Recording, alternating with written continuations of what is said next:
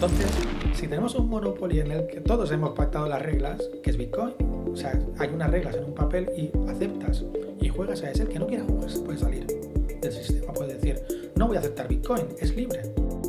Al final el individuo es el que tiene que tener la soberanía y no el Estado. Ahí es un equilibrio que iremos viendo cómo funciona, pero sabemos que es una pulsión histórica, o sea, una cosa que ha durado 15 años es posible que dure 15 años más.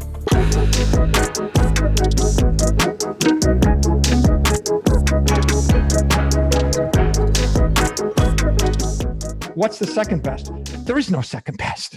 Bueno, bienvenidos a este podcast sobre Bitcoin. Hoy tengo conmigo a José Antonio Bravo. Él es economista y asesor fiscal del mundo cripto. Bienvenido. Gracias por invitarme a tu podcast. Un placer, José Antonio. Pues me gustaría empezar con cómo fue tu andadura, qué hacías antes de adentrarte en el mundo de Bitcoin y un poco cuál fue tu camino hacia la píldora naranja. Pues mira, te explico. Yo en principio he estudiado ciencias empresariales en la Universidad de Valencia y me dedicaba básicamente a contabilidad en empresa, pero me había formado como asesor fiscal también. En 2013 había dejado la empresa en la que trabajaba anteriormente y empecé a trabajar por mi cuenta como asesor fiscal. Pero justo al mismo tiempo que empezaba, descubrí a través de mi curiosidad siempre por el software libre, descubrí Bitcoin como un medio de pago hecho con software libre y que no depende de los estados, y me llama la atención. Empiezo a estudiarlo, empiezo a conocer un poquito de cómo funciona, y en Valencia creamos un grupo a raíz de la calle Bitcoin, que de aquí de Madrid creamos un grupo con la intención de crear lo mismo en Valencia, aunque al final no llegamos a puerto. Sí que creamos a Valbit, la Asociación Valenciana de Bitcoin, y empieza esa andadura. Yo también por temas profesionales tuve que dejarlo durante 1 o 2 años y en 2016 vuelvo a retomarlo. Y empiezo a interesarme ya por la vertiente legal de Bitcoin, por cómo habría que pagar impuestos por vender Bitcoin, por tener Bitcoin, qué tipo de legislación le afecta. Y aunque mi formación es de economista, no es legal, pues empiezo a abrir ese camino como asesor fiscal, pues hasta ahora que me dedico mayoritariamente al asesoramiento fiscal en criptoactivos. Qué bueno. Y, o sea, que empezaste tempranísimo, o sea, alrededor de 2013, 2014, que es muy pronto para un mundo tan nuevo, ¿no? Sí, efectivamente. Lo que pasa es que, claro, al principio no conoces bien la tecnología y no te atreves mucho a entrar porque no sabes lo que puede durar. Ujú. Fíjate, yo a veces lo pienso y digo, si todos fuéramos tan inteligentes como nos creemos, hubiéramos entrado en 2013, vamos, all in, pero no lo Totalmente. sabíamos. O sea, muchos, yo sé que hemos a veces gastado más en evangelizar que lo que podíamos haber ganado. Pero bueno, ¿no? Hacíamos esos meetups en los que regalábamos a veces 0,05 bitcoins, que a mí me llamaron la atención. Digo, estábamos regalando un dineral Mm. para lo que vale ahora, pero lo hacíamos con toda la buena intención del mundo. Ahora, al cabo del tiempo, ya ese tema de evangelizar ya no lo ves tan claro, por lo menos yo personalmente. Ya creo más que el que tenga que venir vendrá. Totalmente.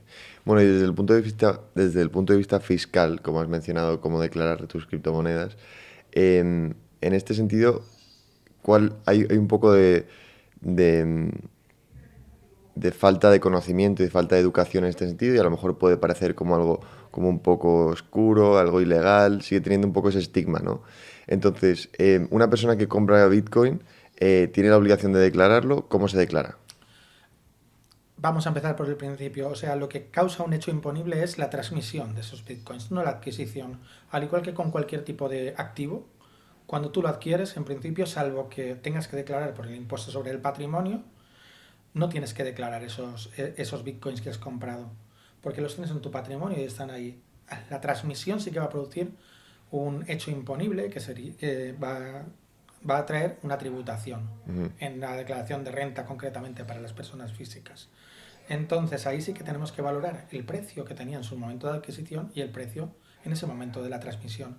Ya sea esa transmisión onerosa, es decir, recibo algo a cambio, Ujú. o sea gratuita, es decir, lo dono. El único que se libra en este caso, por efecto de la plusvalía del muerto, que se llama normalmente, es la persona que ha fallecido. Ese sí que no tiene que pagar una plusvalía. Ujú.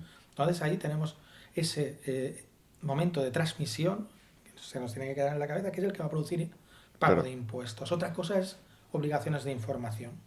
Vale. Obligaciones de información se han creado ahora, que son las que tienen que ver con exchanges situados en el extranjero. Exchanges o custodios. Es decir, si yo estoy custodiando en una empresa extranjera, pues como BitGo, pues ahí, o Shapo, sí que tendré que decir, tengo en una empresa en Suiza que me están custodiando mis claves privadas, Sí. tanto dinero en Bitcoin. Tantos Bitcoins que valen tanto dinero a 31 de diciembre. Pero si no. Si yo tengo autocustodia, importante esto recalcarlo, porque ha salido hace poco una consulta vinculante, autocustodia no tengo que Declarar. declararlo. Vale, buenísimo. Si, por ejemplo, o sea, yo estoy obligado a la transmisión, es decir, y también me imagino que una permuta es una transmisión, entonces si yo voy a Duit, como podemos ir aquí a la esquina a comprar mi café con Bitcoin, estoy realizando una permuta, con lo cual el establecimiento, por supuesto, tiene que pagar los impuestos y yo también, bueno, pago el IVA al pagarlo, ¿no? Tendría que haber algún impuesto más y ya está, ¿no? Por Sí, ejemplo, el pagas consumo. también la diferencia que hay entre el precio del momento en el que lo transmites Vale, y el precio al que lo adquieres. En tu renta debes pagar esa plusvalía vale. o deducir de esa minusvalía en caso de que fuera negativa. Vale, entiendo. Que en este sentido, por ejemplo, el proyecto de ley que presenta Cynthia Lummis en Estados Unidos en cuanto a las criptomonedas y en cuanto a Bitcoin, recalca que se eximan de tributación los pagos menores de $300, que es lo lógico en el fondo, ¿no? Claro, es que al final es un dolor para el contribuyente tener que anotar pequeñas transacciones que puede hacer en su haber para decir he ganado mucho, he ganado poco. Estamos hablando de pequeñas ganancias. Es que aunque estemos hablando de que esos bitcoins se adquirieron en 2011, estamos hablando de muy poco dinero, que va a declarar 300 euros de ganancia en una transacción de 300 euros. No tiene sentido. Yo creo que ahí debería haber una cierta flexibilidad de la ley para decir esto vamos a dejarlo fuera para que pueda cumplirse la labor de medio de pago. Por otra parte, si le hacemos cumplir una labor de medio de pago, también es un riesgo para, digamos, el Estado cree que hay un riesgo, pero yo creo que transacciones de menos de 500 euros, incluso subiendo más, no van a ser operaciones fraudulentas ni criminales. De hecho, los bancos no declaran transacciones, ingresos en efectivo que no lleguen a 3.000 euros, ni transacciones entre entidades que no lleguen a 10.000 euros. O sea, no hace falta informar sobre ellas. Claro. Y cambiando de tema un poco a un hilo de Twitter que ha habido estos últimos días, iniciado un poco por Ricardo Pérez Marcos, pero que es un debate que ha habido recientemente sobre el Bitcoin KYC y Bitcoin no KYC, ¿no? Bitcoin KYC, KIC, es Know Your Client, ¿no? Todo ese proceso de documentación sobre clientes que utilizan una plataforma para comprar y vender criptomonedas en este caso, ¿no? Pero se hace para todo. Entonces, el argumento un poco es que hay que tener Bitcoin KIC, o sea, que ha pasado por una documentación exhaustiva por un exchange, porque habrá en el futuro sitios donde si yo quiero pagar con Bitcoin o declarar mis Bitcoins, van a estar regulados por ese baremo. Entonces, ¿qué te parece todo esto? ¿Qué opinas? A ver, yo por profesiones tengo contacto con gente de la industria, cripto, con exchanges, tengo contacto con la gente con la gente normal y corriente que utiliza, o sea, con el cliente habitual de esos exchanges o el cliente habitual que puede tener Bitcoin. Y en mi opinión, aquí el problema no es que se cometan delitos o que se sospeche, es que se está creando una sospecha ya generalizada de si tú estás haciendo determinadas operaciones es porque tienes algo que esconder. Y eso es un error, porque eso es una presunción de culpabilidad. Y además es ir contra la privacidad de las personas. Si yo hago una operación determinada de anonimización de una transferencia, no es para evitar que Hacienda me cobre un impuesto. Lo puedo pagar igual, religiosamente, sin ningún problema. El problema está en que yo le puedo dar un rastro por la transparencia de Bitcoin a quienes quieran robarme de, oye, tengo Bitcoins, ven a mi casa con tu llave de $5 y dame un golpe y quítame los Bitcoins. O amenázame o lo que sea, pero extorsióname para coger los Bitcoins porque sabes que tengo Bitcoins. Mi labor como persona que protege su privacidad es evitar que sepan que tengo Bitcoins. Porque de esa forma evito el delito. No sé, el problema lo resumíamos muy bien así. No es Hacienda, son los malos. Hacienda puedo pagar, porque o debo pagar, porque es mi deber ciudadano. Otra cosa distinta es que otra persona, una persona maliciosa, pueda ir a por mi dinero, y para eso son las herramientas de anonimización de las transacciones. Que de ahí digamos, el Estado o el poder supraestatal, porque en este caso supraestatal del G7 o de los grandes grupos que crean este tipo de normas, piense, lo están haciendo para engañarme, hay mucho trecho y hay que evitarlo, porque al fin y al cabo es una protección del ciudadano y es un derecho del ciudadano a su intimidad y a su privacidad, como lo declaran tanto la Declaración de Derechos Humanos como el Tratado de Funcionamiento de la Unión Europea, como la Constitución Española. Y yo creo que cualquier persona consciente de la importancia de la privacidad debe defender esa privacidad que te da eso. Los exchanges saben que es un dolor de cabeza para ellos tener esa vigilancia de las transacciones, de ir hacia atrás en las transacciones y pagar a empresas que tienen muchísimos falsos positivos y falsos negativos también. Que en un momento dado pueden ver una operación como maliciosa y no ser maliciosa, o a la inversa, no verla como maliciosa y ser maliciosa. No hay. Sabemos que Chainalysis y todas las empresas que operan igual que Chainalysis tienen esos falsos positivos y falsos negativos. No lo pueden dudar. Entonces, como esas heurísticas fallan, no podemos decir que hagan esas heurísticas y declaremos ya unas transacciones como malas o buenas y marcar los bitcoins. Me parece que es una mala práctica y que hay que evitarla y que hay que denunciarla siempre que se pueda. Buenísimo, porque el argumento en contra de la privacidad un poco siempre va en línea con eso, ¿no? De actividades ilegales, que eso hay que regularlo, y que no existe un futuro donde el gobierno permita que haya un dinero tan privado, ¿no? Eso sería un poco el argumento en contra. Entonces, ¿cómo ves que funcionaría un sistema? También es mirando a futuro y tampoco hay que especular con el futuro, nadie sabe lo que va a pasar, ¿no? Pero, ¿cómo ves un futuro donde un dinero que sea privado, donde priorice la privacidad, el tema de pagar impuestos, ¿no? Y si es tan fácil y yo tengo mi dinero en mi wallet, en mi hardware wallet, que está en ningún sitio, ¿no? ¿Por qué si estoy en un régimen que es un poco más exhaustivo en cuanto a impuestos o burocracia, lo que sea, yo puedo hacer triquiñuelas para decir que ese dinero no está aquí, por ejemplo? O sea, es muy difícil probar lo contrario. Entonces, ¿te parece eso que es algo lo suficientemente importante como para que gobiernos luchen contra eso? Que por supuesto entiendo que lo harán. Pero, y en ese sentido, ¿por qué es tan importante que Bitcoin sea privado? A ver, la importancia de que Bitcoin sea privado es fundamental, porque es lo que digo, o sea, la privacidad de lo que haces con tu dinero ha sido siempre algo que nadie ha discutido hasta hace muy poco, hasta que han aparecido el dinero electrónico. El dinero electrónico permite la vigilancia sobre el dinero. El dinero físico nunca permitía. Billetes y monedas lo permitían, pero era demasiado exhaustivo. La aparición, por un lado, de la informática y como consecuencia el dinero electrónico hace que esa vigilancia sea mayor. Ya sabemos que los bancos pueden rastrear nuestras operaciones hasta cierto punto, ¿vale? Pero nunca se lo había... Yo creo que en el siglo XVIII nadie pensaba que el dinero se podía rastrear. Sí que habían sus certificados, habían sus monedas, pero había incluso monedas que circulaban sin ningún problema en una jurisdicción que no era donde debían circular, y circulaban como curso legal.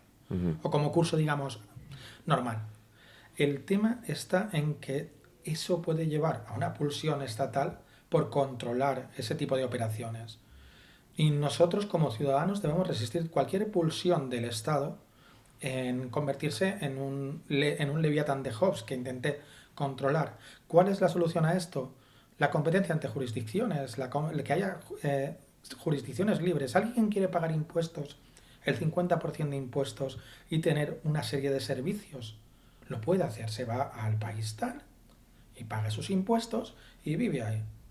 ¿Alguien quiere vivir en un país en el que no pague impuestos y los servicios los tenga que conseguir en el mundo privado? Podrá vivir también en un país así.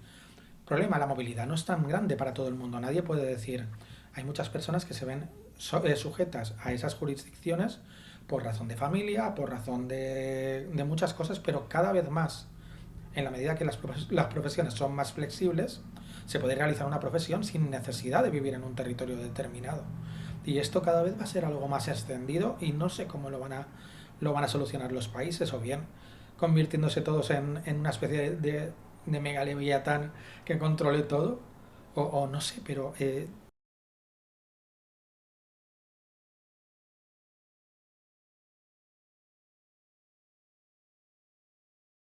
al final el individuo es el que tiene que tener la soberanía y no el Estado. Ahí es un equilibrio que iremos viendo cómo funciona, pero sabemos que es una pulsión histórica. O sea, el Estado intenta controlar al individuo, el individuo intenta liberarse, a la vez que intenta liberarse el individuo entra en un nuevo sometimiento a otro soberano diferente, llamémosle el pueblo, llamémosle la nación o llamémosle como queramos, y eso es una pulsión que existe desde la época de Platón. Leí hace poco que el creador o sea, el primer estoico que hubo, le discutía a Platón que el Estado en sí, como lo conceptuaba en la República, no tenía sentido porque el individuo es el que tenía que tener la primacía sobre ese Estado. O sea, es una pulsión que viene de los griegos antiguos Ujú. y es importantísimo saber en qué punto cada uno quiere estar y saber cómo tiene que evolucionar la sociedad. Y Bitcoin es una herramienta más en ese juego. Es un dinero privado o que debemos de intentar privatizar, anonimizar para que nadie nos controle cuánto dinero tenemos, si me lo puedes quitar, no me lo puedes quitar, si me lo puedes robar o si lo tengo que gastar o no. ¿Y qué te parecen las monedas de los bancos centrales, las CBDCs? Una vez más es un instrumento que en principio tiene muy buenas intenciones, pero da derecho a tener una pulsión autoritaria si se desea. Ese es el riesgo. O sea, el riesgo de un cuchillo no está en que puedas matar a alguien, está en que tú lo utilices para eso. Entonces, si alguien puede tener esa pulsión de utilizarlo, le vas a evitar que tomes el cuchillo. Vas a decir, como tú puedes utilizarlo para eso, vamos a intentar que tú no lo utilices. Si ponemos los cuchillos solo en manos del Estado, pues es posible que el Estado utilice los cuchillos en nuestra contra. Si todos podemos utilizar cuchillos y no nos prohíben utilizar cuchillos, todos estamos en un nivel de igualdad, Estado y ciudadanos. Aquí el tema es ese, la CBDC le da el permiso solo al Estado de qué puedo hacer con los datos que consigo de aquí. Ujú. Yo, por ejemplo, he visto casi todos los estudios que se han hecho sobre CBDCs en el Banco Central Europeo y hay muy buenas intenciones, privacidad hasta cierto punto, Ujú. salvo evitar los delitos. Vamos, lo mismo que hay con el dinero en efectivo. No, Bueno, pero en el sentido de las CBDCs comparado con Bitcoin, la ventaja de Bitcoin es que todos están bajo las mismas reglas, ¿no? No hay ningún tipo de privilegio en cambio, con los CBDCs o con el dinero fiat como lo conocemos, ellos tienen el poder de emisión, ¿no? Que es el gran cambio, o sea, la gran diferencia. efectivamente, en Bitcoin tenemos unas reglas, que es, a ver, cuando uno juega una partida de un juego de mesa, las reglas vienen en un papelito, las aceptas y juegas. O se pactan entre todos las reglas y juegas. No llega alguien y dice, este juego de mesa este Monopoly, por poner un ejemplo, es mío y se va a jugar con estas reglas. Si quieres hacerlo así, lo puedes aceptar. Eso Ujú. es el Estado. Te dice, este es el Monopoly y hemos aceptado estas reglas hace 50 años y estas son las reglas para todos. Pero no dice el que no quiera jugar se puede ir del Monopoly. No, estás en este Monopoly, no te puedes ir del Monopoly. Ujú. Si te vas, intentaremos buscarte para que sigas jugando a este Monopoly. Entonces, si tenemos un Monopoly en el que todos hemos pactado las reglas, que es Bitcoin, o sea, hay unas reglas en un papel y aceptas y juegas a ese, el que no quiera jugar se puede salir del sistema, puede decir, no voy a aceptar Bitcoin, es libre, Ujú. pero no hay nadie imponiéndotelo. O sea, si lo aceptas por una serie de cosas, pero nunca lo aceptarás porque haya un dedo que te diga, este es lo que tienes que aceptar. Eso para mí es lo importante de Bitcoin. Nadie te obliga. Es lo más importante. Es una de las cosas más importantes, la libre entrada y la libre salida. Hombre, la escasez digital es importantísima porque le da mucho valor, pero que sea de libre entrada y de libre salida es buenísimo porque nadie te puede decir, es que nos obligáis a aceptar el Bitcoin. No, puedes no aceptarlo. Tienes absoluta libertad de entrar y salir cuando quieras. La Qué bu- libertad de poder, o sea, también que sea un bien escaso es importantísimo y que todo el mundo pueda verificarlo es mucho más importante también. Que cualquiera pueda, aunque no sepa, tenga la posibilidad de decir voy a examinar todo el código y voy a ver que realmente se pueden hacer solo 21 millones, cómo es la emisión en cada bloque, cómo funciona el ajuste de dificultad y que todo eso está en el código. Es importantísimo, porque hasta ahora no sabemos cómo funciona el dinero, aunque nos den estadísticas del Banco Central Europeo o de la Reserva Federal, no sabemos cómo se está emitiendo, ni qué criterios se utilizan para dar permiso a los bancos para tomar préstamos, ni para emitir dinero físico, no lo sabemos. O sea, hay unos señores que lo deciden en una mesa, Nos lo dan más masticado y dicen, esto es la regla a partir de hoy. Pero aquí no, aquí ya lo sabemos, ya sabemos cómo va a ser y no lo podemos evitar. Ni el oro es así, porque el oro sabemos todos que cuando se saca el oro hay un pacto entre todos los mineros que dicen no vamos a sacar más de tanto, aunque sepamos que hubiera más. Porque si no, perderemos siempre esa pequeña inflación que nos hace que el oro sea cada vez más valioso. Entonces aquí no existe ni ese pacto. Es todos aceptamos que no va a haber más de 21 millones y que se van a emitir de aquí a 2140. Y ese es el pacto. Qué bueno. Y bueno, en línea con esto, ahora tenemos el halving en el abril 2024, ¿no? Pasa cada 4 años, se divide el ritmo de emisión por la mitad. ¿Qué impacto crees que puede tener sobre el precio y cómo de importante es esto para la red?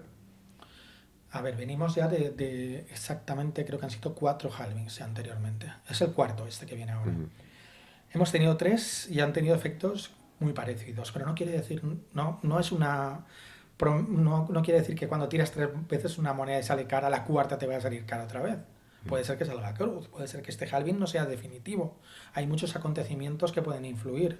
El lanzamiento de los ETFs, cómo vaya la normativa a nivel tanto de Estados Unidos, que suele ser el país más influyente, como del resto del mundo, a permitir o a no permitir el uso de Bitcoin. O sea, hay muchos factores que pueden influir. Dar un pronóstico, en este caso, es un poco bola de cristal.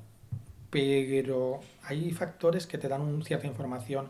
El hash rate, el hash rate tan alto que tenemos en este momento, parece que es algo que está preveyendo que en un momento dado pueda haber escasez de Bitcoin. Está haciendo como una previsión de precio. Luego veremos cómo se va moviendo el precio antes del halving, como 3-4 meses antes, porque también será un indicativo, a veces se descuenta el halving ya previamente. Y luego realmente el halving no tenía efecto hasta que no pasaba un año el halving, no había un efecto ascensión. Veremos lo que pasa, pero hay muchos factores, pero la posibilidad es de que suba. Y de hecho hay por ahí gurús y oráculos que están hablando de precios a veces desorbitados. Sí. Ojalá, o sea, ojalá tengan razón en el plano de adopción. A mí el plano de precio en realidad me es secundario. Pero en el plano de adopción como reserva de valor sería muy interesante que hubiera un aumento. Sí, o sea, yo creo que hay varios eventos ahora en el corto plazo que, pues incluido el halving, ¿no? Que en el fondo una forma de verlo también es que la presión vendedora que ejercen los mineros cada mes se va a ver reducida por la mitad, que es una presión vendedora muy importante. Luego el ETF, que puede ser un gran catalizador en Estados Unidos, ¿no? Y lo fue para el oro en 2004. Y luego ese cambio de narrativa que yo por lo menos estoy viendo, no sé si tú opinas lo mismo, donde los grandes bancos, bueno, tenemos a BlackRock, el caso de, bueno, Fidelity, pero también Santander, Crédit Agricole, o sea, hay grandes bancos que han pasado de, o sea, a mí hace 8 meses no me dejaron abrir una sociedad, una cuenta del banco en la sociedad, porque el objeto social estaba relacionado con Bitcoin, o sea, y ahora de repente, 8 meses después, tienen campañas de educación sobre Bitcoin, han aplicado para custodia sobre Bitcoin, muchos están aplicando para ETFs de Bitcoin, o sea, me parece que está habiendo un cambio de narrativa que junto con el ETF, junto con el halving, o sea, no sé, me da la sensación de que puede ser un gran catalizador, que luego parece que sí tal y a lo mejor no, pero ¿qué opinas sobre eso? Sí, yo estoy viendo también un cambio absoluto de actitud en inversores institucionales que están deseando realmente, yo creo, cuando hay tanto ETF en cola en la SEC es porque hay demanda. O sea, nadie saca un producto si realmente no tiene demanda y menos una entidad de este calibre. Hay gente, BlackRock está invirtiendo en prácticamente todas las empresas mineras que están en bolsas en Estados Unidos. Tiene una participación y eso es una forma de allocation en Bitcoin. O sea, compro empresas mineras porque en la medida en que Bitcoin vaya bien, yo aumentaré mi capital. Sí, MicroStrategy, creo que tiene un porcentaje importante de MicroStrategy, que también es la Claro, forma claro, indirecta efectivamente. Es de una tener inversión exposición. indirecta. Entonces yo creo que hay un cambio de mentalidad de, vamos a ver, Bitcoin al menos es una reserva de valor. Incluso he visto el cambio de decir Bitcoin es una estafa a cambiar a Bitcoin es como el oro. Bitcoin es el oro digital. Lo estoy viendo en bancos e inversores institucionales. Hace poco un artículo de BBVA me sorprendía porque decía eso mismo. O sea, Bitcoin es un oro digital que tenemos ahí. Llegar a la aceptación como medio de pago va a ser mucho más costoso. Pero el camino, como aparece en algunos libros como The Seventh Property, es reserva de valor, medio de pago, y cuando el medio de pago sea generalmente aceptado, unidad de cuenta.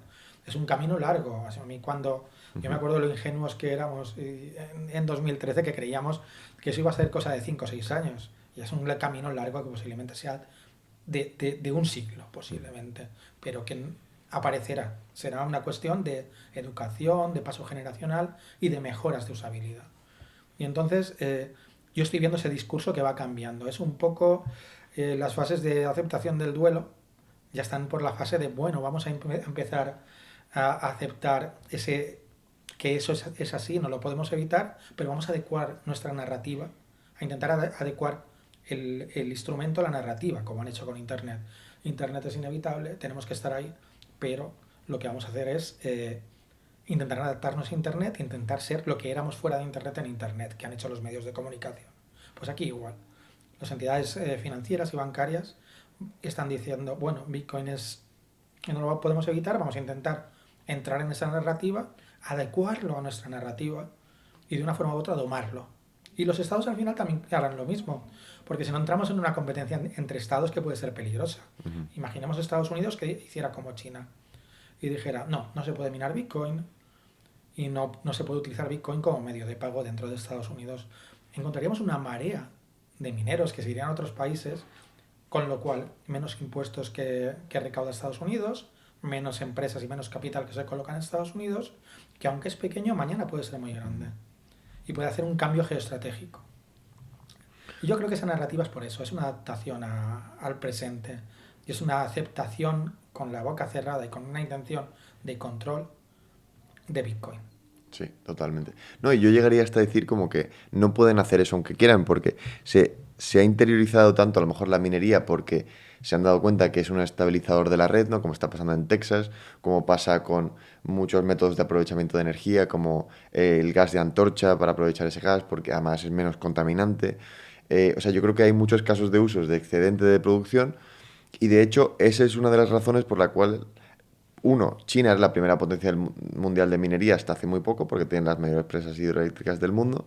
Y luego, número dos, porque, según he leído en varios sitios, sigue siendo una de las grandes potencias del mundo de minería, a día de hoy, después de haberlo prohibido y tal. Porque el incentivo es tan grande de, oye, tenemos una cantidad brutal de energía que se pierde cada segundo, y resulta que la única forma de aprovecharlo es con la minería. Porque no existen baterías suficientemente grandes, no existe el tema del hidrógeno, no está listo. O sea, no existen alternativas, ¿no? Y tenemos una cosa que no depende de ningún sitio geográfico y que sirve para aprovechar ese excedente, con lo cual es una oportunidad única que, o sea, me parece imposible o impensable que puede pasar, ¿no? Pero que no aprovechen esa oportunidad o que tiren el dinero de esa manera, ¿no? En el fondo. Exacto. A mí me gusta destacar dos cosas.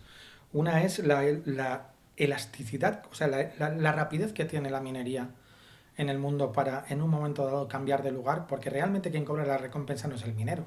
Hay pools, hay empresas de minería que están en lo que llamaríamos la China interior, que tienen su pool en Singapur y que cuando cobran la recompensa no se ve que la está cobrando una empresa china, porque la está cobrando en Singapur y a lo mejor el dinero está yendo vía Hong Kong a esa mina. O sea, hay un circuito hecho que hace que si yo quiero quitar esa mina y mandarla entonces a Mongolia, no tengo ningún problema. Mandarla incluso a Estados Unidos con un avión, no tengo problema, porque no estoy cambiando el pulso, estoy cambiando el lugar donde está la generación de energía. Eso por un lado. Y luego el artículo de Forbes que salió hace un mes y algo sobre la energía era clave. O sea, estaba diciendo, no es que Bitcoin no sea un riesgo para el consumo energético, ni que se vaya a cargar el planeta como pretendían decirnos, porque los últimos cálculos de Cambridge han rebajado lo que es el consumo de energía de Bitcoin, sino que además podemos conseguir efectos beneficiosos para el medio ambiente, como es utilizar el gas que se produce en los vertederos y utilizar otros tipos de gases de gas como el gas metano que se puede producir en una granja y también el flare gas que se produce en un pozo de petróleo que se está desperdiciando y quemando, se puede utilizar para la generación de energía, más los equilibrios que hacen en Texas. Es que Texas es un ejemplo buenísimo para conseguir en momentos de poco consumo que no se desperdicie energía y en momentos de mucho consumo apagar mineros para que la energía vaya a los ciudadanos. Todo eso son ejemplos de cómo Bitcoin puede pasar de una narrativa de peligro para el planeta a beneficioso para el planeta, sin ningún problema. Totalmente. No sé cómo ha seguido de cerca el caso Ripple. ¿Qué te parece todo eso? Bueno, vamos a ver, el tema de Ripple tiene bastantes aristas, porque Ripple realmente, en principio, es una empresa que emite sus tokens y que se ha financiado con esos tokens, aunque tengan una empresa previa, ellos se han financiado con esos tokens y pese a lo que mucha gente cree, Gary Gensler conoce bien la industria de Bitcoin, él ha dado clases en el MIT sobre Bitcoin y él conoce bien cómo funciona Bitcoin. Eh, entonces veo lógico que él diga existe Bitcoin y el resto son criptomonedas, o sea, criptocosas que están ahí, que muchas de ellas pueden ser securities, porque se han creado para financiar empresas. Otra cosa es que tengamos un punto ideológico que digamos, es que no hay ningún problema en que alguien se financie emitiendo tokens. Sí, pero hay una norma en Estados Unidos, hay una norma, una ley que se ha hecho a base de jurisprudencia en Estados Unidos, que es cuando tú creas algo para financiarte, tienes que ir a la SEC y pedirle permiso. Para evitar estafas, para evitar una serie de cosas, deben de autorizar esa emisión y debe haber una serie de salvaguardas. Nos parezca bien o no, es la norma. Entonces ahí el caso de Ripple es un caso que no se ha acabado ni mucho menos, porque el juicio, a pesar de lo que decían los de Ripple, que les estaba dando la razón, les daba la razón en parte. En otra parte se la daba a la SEC. Se estaba diciendo, vale, esto se ha emitido para financiar, pero a partir de aquí ya no es financiación. A partir de este momento ya se está utilizando como una criptomoneda y ya tiene su vida propia. Al final es la misma narrativa que se puede aplicar a otras criptomonedas bastante conocidas como Ethereum. Ha servido para financiar, si no la has cogido en ese momento, a partir de aquí es una moneda y va a ser muy difícil que le metas el San Benito de security. ¿Cómo va a quedar el caso? Pues no lo sé. Deberían permitir, desde el punto de vista personal, yo no tendría problema en que nadie emitiera su propia criptomoneda y lo que hace la SEC es un poco restrictivo, es bastante restrictivo, que cada uno emita su moneda y que cada uno la acepte. Eso es libertad de emisión y no veo ningún problema, pero la norma está ahí y la quieren aplicar, no tenemos otra cosa que decir. Totalmente. A mí lo que me sorprende es, o sea, Ripple en el fondo, la puesta en valor es que va a ser un mecanismo, una especie de raíl para los bancos, para el settlement, ¿no? Básicamente, entonces como va a estar respaldado en los bancos, grandes bancos, ¿no? Con los que ya tienen acuerdos, Santander, HSBC y tal, con los cuales han firmado y por supuesto les han prevendido a un precio mucho inferior al que venden al público, pues tienen como, o sea, es ese respaldo, ¿no? de esos grandes bancos. Entonces lo que venden es eso, oye, somos un rail donde permito transaccionar por todo el mundo prácticamente gratis, ¿no? Entonces, mi pregunta sería, ¿qué ventaja tiene frente a cualquier stablecoin, ¿no? Y la respuesta yo creo que es ninguna. Ninguna. Entonces, Además, muchas veces muchos acuerdos de estos son de prueba. O sea, te están diciendo, déjame probar tu producto, vamos a probarlo, vamos a ver qué tal funciona y si funciona lo adaptaremos.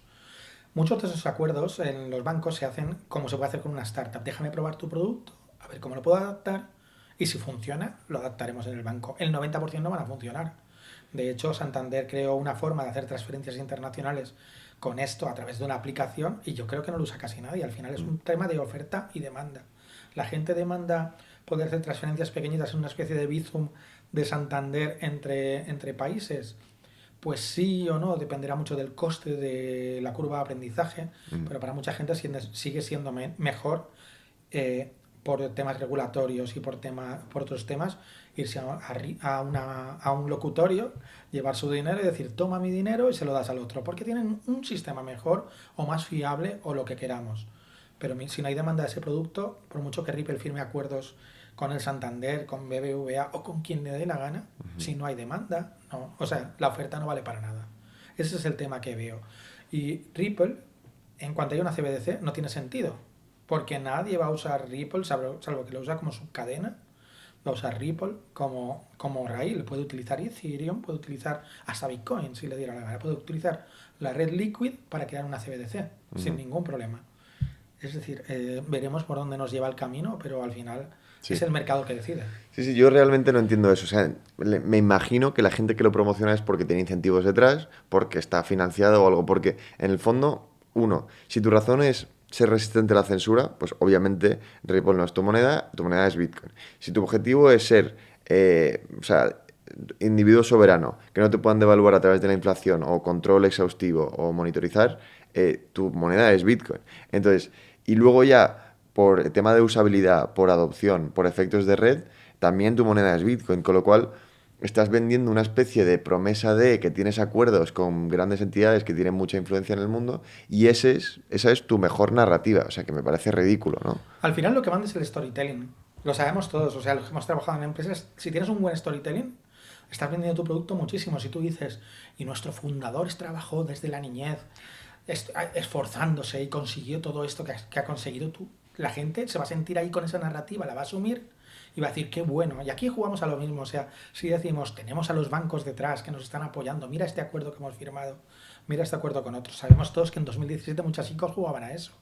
Hemos firmado con Microsoft y lo que habían hecho es contratar a Azure. O sea, no estaban firmando nada con Microsoft. Era una narrativa que necesitas, porque la narrativa es fundamental en marketing. Por suerte, el director de marketing de Bitcoin no existe, sino el director de marketing de Bitcoin es su propia esencia. Todos, al final, los que estamos en Bitcoin, somos los directores de marketing de Bitcoin y creamos la narrativa. Existe una narrativa que vamos asumiendo, y es mucho más poderoso que un director de marketing creando la narrativa y pasándola por fax para que el periodista la lea y todos la lean y la asuman. O sea, tenemos una fuente que es mucho más poderosa, que es nuestra asunción de esa narrativa. Y yo creo que eso es más fuerte que cualquier narrativa de empresa. Buenísimo. Y, por ejemplo, si te pido que me hagas ahora mismo de director de marketing de Bitcoin y yo soy una persona que me acaba de entrar en el mundo y te pregunto, oye, pero hay un montón de criptomonedas, me han dicho que Ripple, me han dicho que hay esta otra que se llama Ethereum, me han dicho que tiene mucho potencial y que en unos años va a valer 5.000, el Ripple va a valer $5 seguramente.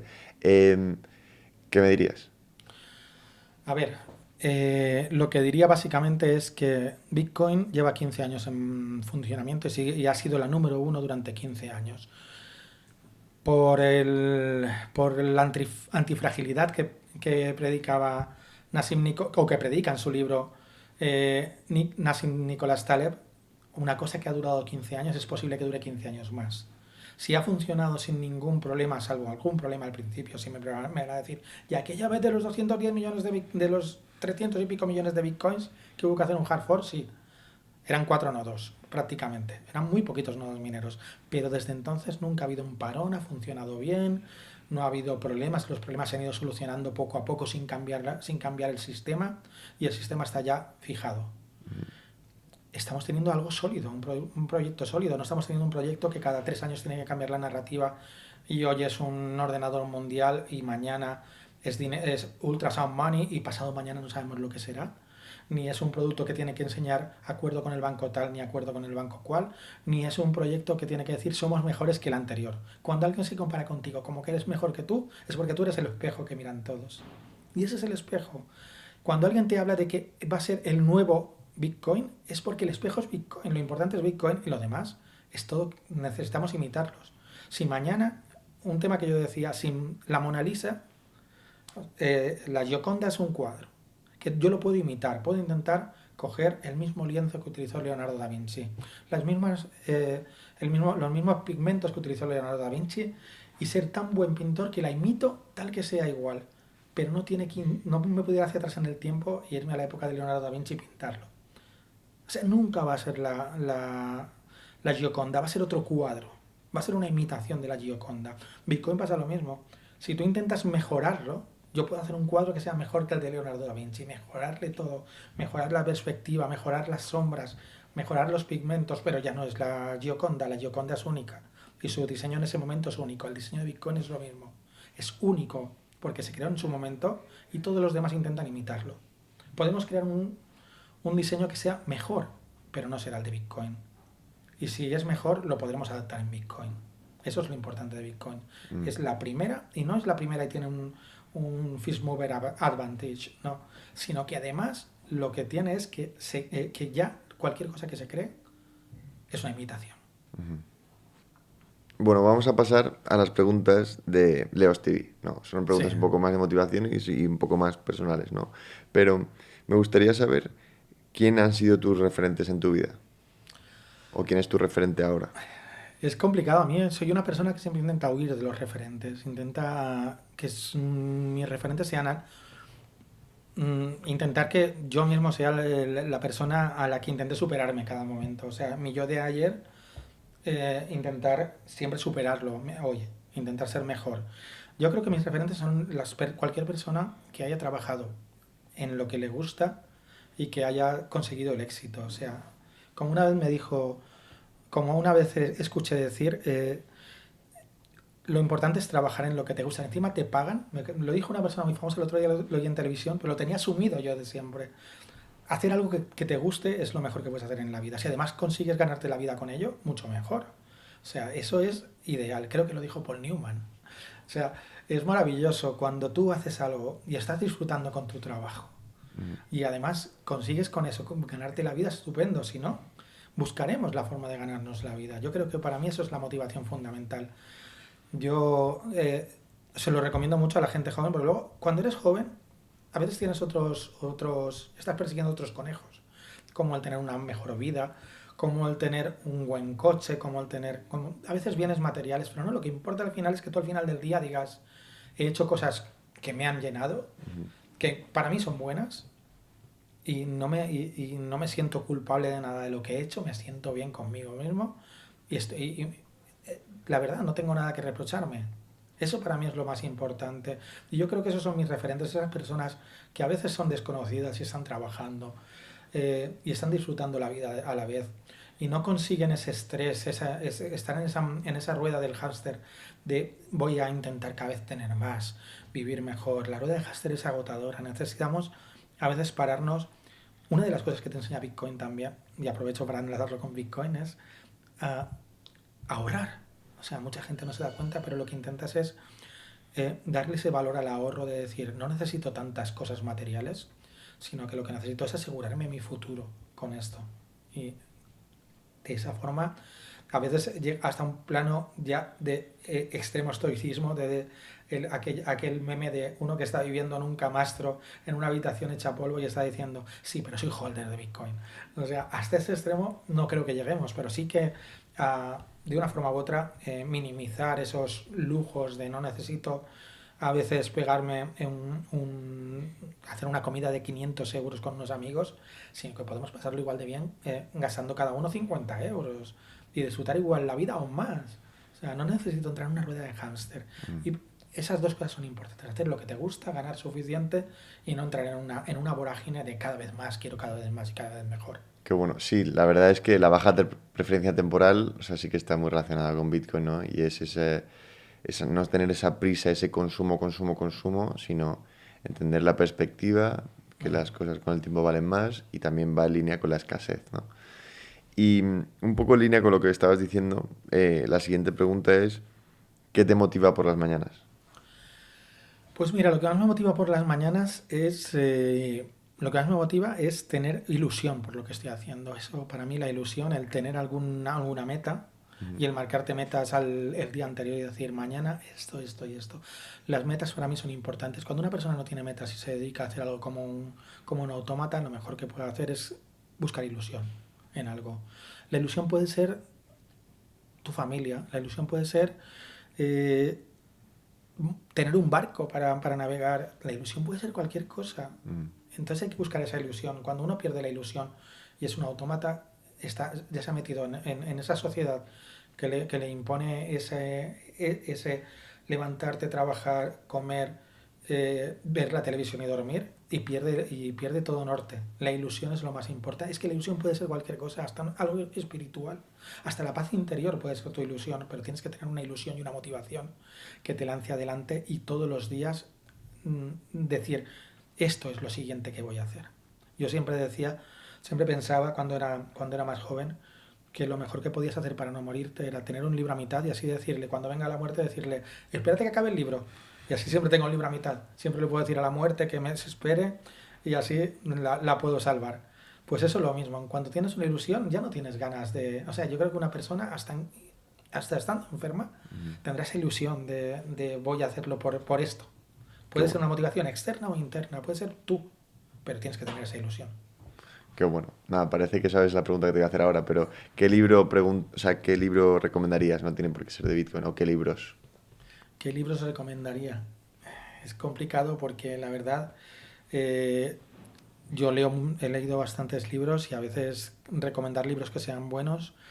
Hay libros que no son de Bitcoin pero son interesantísimos. Hay un libro que me gusta mucho recomendarlo porque me marcó bastante cuando era joven, que es Forastero en Tierra Extraña de Robert Heinlein, que es un humano que se cría entre los marcianos, que son seres inertes, y cuando vuelve aquí él no entiende cómo funcionamos los humanos porque tiene mentalidad marciana y es muy interesante, es un poco un viaje a otra realidad y cuando alguien viene de otra realidad. Es un libro que me gustó bastante y últimamente estoy leyendo una trilogía que es la de Cixin Liu, la del el problema de los tres cuerpos, que me parece interesantísima porque dentro del libro hay como puertas que te abren hacia otras realidades y creo que es un libro interesante para descubrir que lo que nosotros conceptuamos como la realidad a veces puede ser distinto para otros.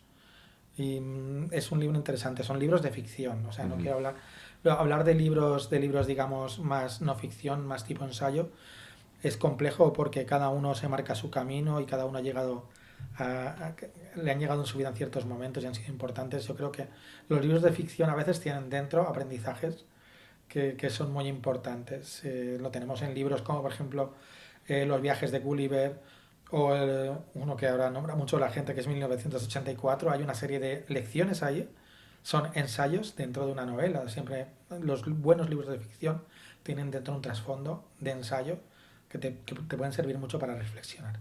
Qué bueno.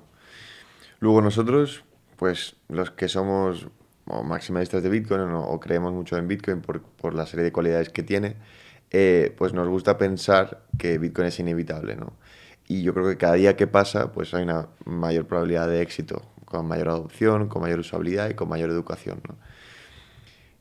Si Bitcoin fracasara, que no cabe duda que hay una probabilidad, por supuesto, de que lo haga, ¿por qué crees que fracasaría?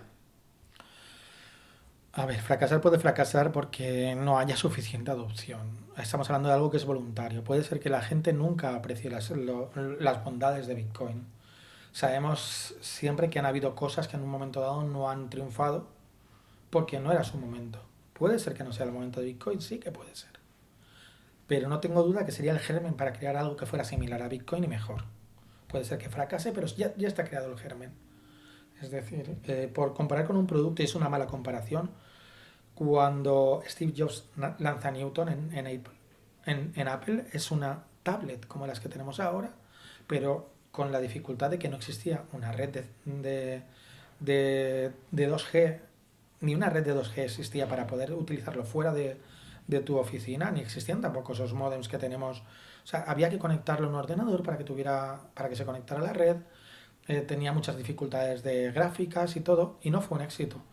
Era un buen producto, era un producto buenísimo. De hecho, ahora tenemos todas las tablets que existen y sacaron luego su iPad. Eh, pero no era el momento. Es posible que no sea el momento de Bitcoin, sí, pero ya está creada la semilla. Ya sabemos todos que hay un deseo, aunque sea en una parte de la población, de tener una moneda que no esté ligada a los estados, una moneda en la que aceptemos las normas de forma libre, podemos entrar y salir, en la que hay una escasez digital.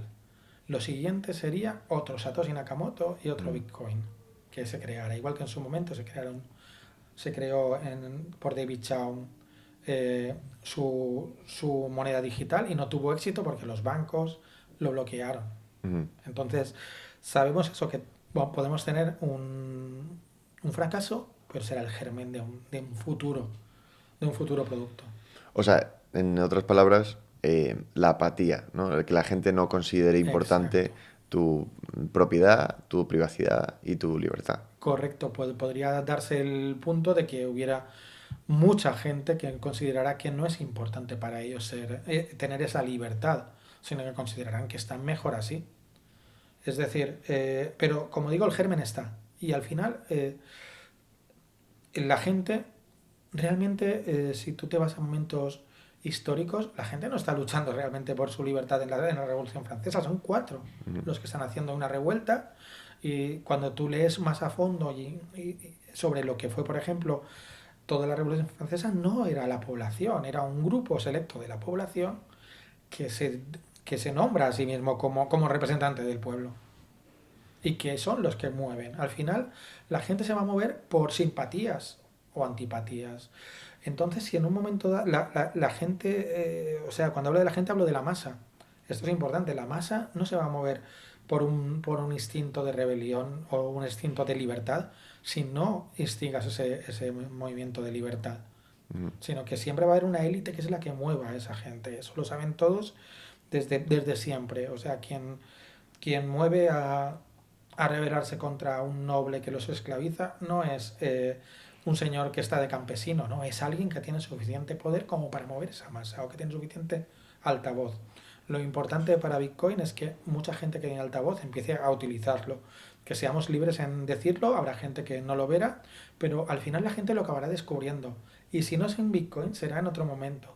Pero ya hemos creado hemos encendido esa tea y ya es muy difícil que la apaguen. Es el fuego de Prometeo, una vez encendido, es muy difícil que se apague. Es posible que se disminuya, pero está ahí y otro lo cogerá y lo volverá a encender. Qué bueno. Bueno, y para terminar, ¿cómo es tu rutina de sueño? ¿Qué aconsejas para dormir mejor?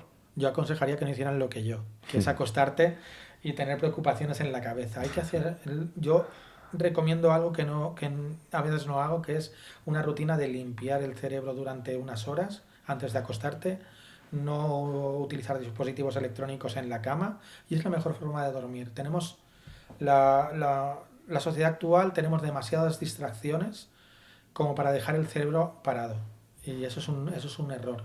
Tenemos que hacer desintoxicaciones digitales, aunque sea una vez al día, decir a las 6, 7 de la tarde dejo mi teléfono e incluso si hace falta dejo la televisión y hablo con mis amigos, con mi familia y utilizo ese contacto humano que necesitamos y dejo los dispositivos. Yo creo que es fundamental la desintoxicación digital una vez al día, incluso los domingos dejar tu dispositivo y dedicarte a leer en papel, dedicarte a pasear, dedicarte a hablar con las personas que aprecias y que quieres, porque es fundamental. Y en el sueño igual, como has dicho. O sea, unas horas de desintoxicación para levantarme por la mañana y una horita también de desintoxicación hasta que vuelvo a cogerlo. No levantarte y lo primero que hacer coger el móvil y mirar correos que te va a alterar. Ni al acostarte ni al levantarte. Pues muchísimas gracias, José Antonio. He disfrutado mucho, un placer. El placer es mío, Leo.